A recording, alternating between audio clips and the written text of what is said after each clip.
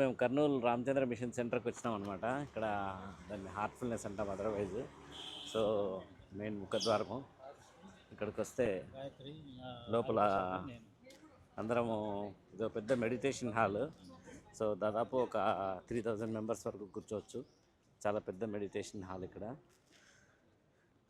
So ఇక్కడ వెనకాల open area కొద్దిగా ఉంది, అక్కడ అన్ని బాత్రూమ్స్ కట్టారు మగవాళ్ళకు. ఇది మెయిన్ మెడిటేషన్ సెంటర్ అనమాట. ఈ మెడిటేషన్ సెంటర్ తర్వాత ఇదంతా కూడా ఫ్రీ డైనింగ్ ఏరియా. మొత్తం అంతా కూడా భోజనాలన్నీ వడ్డిస్తూ ఉంటారు. చాలా పెద్ద dining centre. And also this is our main meditation hall entrance. So చాలా అద్భుతంగా ఉంటుంది. లోపల వచ్చేసి మాస్టర్స్ ఇవి కూడా ఉంటాయి. సో వీళ్ళు మా గురువులు. సో లాలాజీ మహారాజు, బాబూజీ మహారాజు, చారీజీ మహారాజు, దాజీ మహారాజు. సో వీళ్ళు మా గురువులు main. So meditation hall.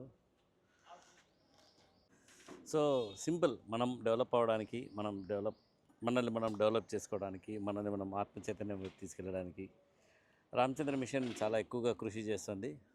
So అందులో భాగంగా చాలా చోట్ల మెడిటేషన్ సెంటర్లన్నీ కూడా డెవలప్ చేస్తూ అందరినీ కూడా మెడిటేషన్కి మోటివేట్ చేస్తుంది అనమాట. ఇది టోటల్గా నాన్ ప్రాఫిట్ ఆర్గనైజేషన్. కేవలం ఎవరైనా ఇష్టపూర్వకంగా ఇచ్చే డొనేషన్స్ మీద మాత్రమే ఆధారపడుతూ ముందుకు సాగుతుంది. So main headquarters Kanha శాంతివనంలో ఉందన్నమాట. అక్కడికి రెగ్యులర్గా బర్త్డే సెలబ్రేషన్స్ వెళ్తూ ఉంటాం, మాస్టర్స్ బర్త్డే సెలబ్రేషన్స్. సో మీరు కూడా ఎప్పుడైనా వీలైతే రండి, ఎంజాయ్ చేయండి. మంచి వాతావరణము, మంచి ప్లేసు.